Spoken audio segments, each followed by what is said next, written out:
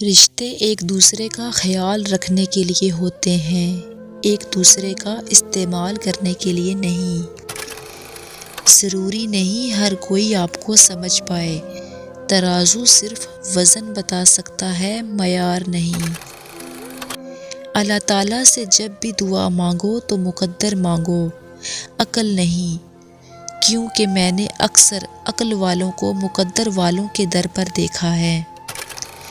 چھین کر کھانے والوں کا پیٹ کبھی نہیں بھرتا اور بانٹ کر کھانے والے کبھی بھوکے نہیں سوتے۔ رزق کے پیچھے اپنی عزت اور ایمان مت خراب کرو، کیونکہ انسان کا رزق اسے ایسے تلاش کرتا ہے جیسے مرنے والے کو موت۔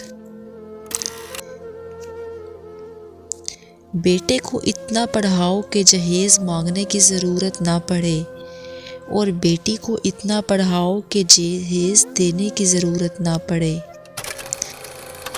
انسان سخت مزاج تب بنتا ہے جب اس کے نرم مزاج کا بہت سے لوگ فائدہ اٹھا چکے ہوں۔ جب شوہر اپنی بیوی کو حقیقی محبت دیتا ہے تو بیوی اپنے ماں باپ سے بھی بڑا درجہ اپنے شوہر کو دے دیتی ہے۔ ضرورت نہیں بلکہ زیادہ کی خواہش انسان کے اندر لالچ پیدا کرتی ہے۔ جب مالدار غریب کو لوٹتا ہے تو اسے کاروبار کہتے ہیں، اور جب غریب اس پر احتجاج کرتا ہے تو اسے فساد پھیلانا کہتے ہیں۔ زندگی میں سکون چاہتے ہیں تو ہر اس شخص اور ہر اس چیز سے دوری اختیار کریں جو آپ کے سکون میں خلل ڈال سکتی ہے۔ ہر انسان اپنی زبان کے پیچھے چھپا ہوا ہے، اگر اسے سمجھنا ہے تو اسے بولنے دو۔ دنیا کا مفلس ترین انسان وہ ہے جس کے پاس کسی کو دینے کے لیے عزت بھی نہیں۔ اپنی عمر اور پیسے پر کبھی فخر نہ کرو، کیونکہ جو چیز گنتی میں آ جائے وہ ضرور ختم ہونے والی ہے۔ کبھی بھی اپنی بیٹی کی شادی جاہلوں اور بدتمیز لوگوں میں نہ کریں۔